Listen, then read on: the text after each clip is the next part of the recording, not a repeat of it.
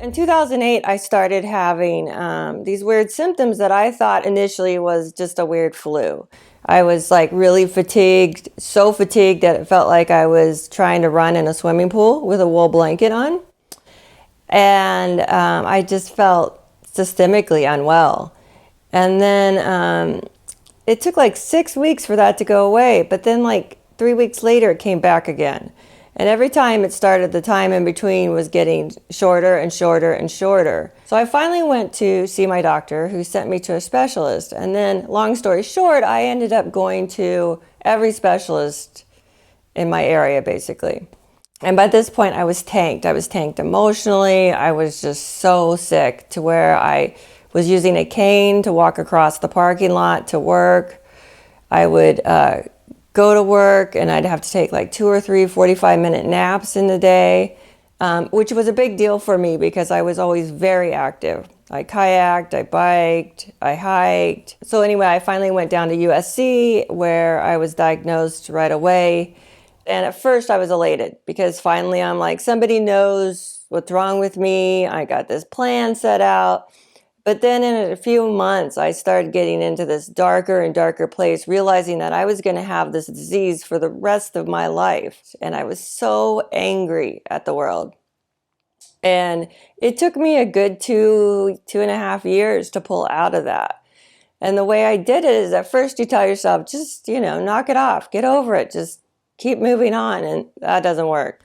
And so I was reading this book about this guy that had backpacked the Pacific Crest Trail, and he had talking about his depression. And that got me an idea of how I could help this cause and people, future people that will end up being diagnosed with Behçet's disease. So I started my backpacking for Behçet's disease awareness, where I started getting gear sponsors and promoting the cause, talking to people on the trail about it. So that's been really rewarding. I started doing that in 2017 and have been doing it ever since. And then I realized that first I was doing it on social media promoting my cause, but I realized I was reaching just a certain demographic. And I wanted to reach a more broader demographic. So I decided to write a book about my cause and about the adventures and misadventures on the trail, but, still incorporating why I was doing what I was doing.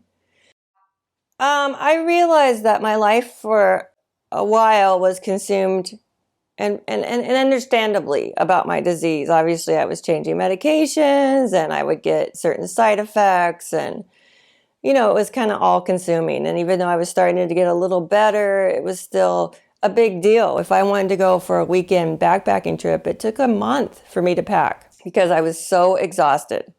So, everything was still a very big deal. And then as I got better and they came out with a new medication that's been just a miracle for me, I'm pretty much back to my old self now.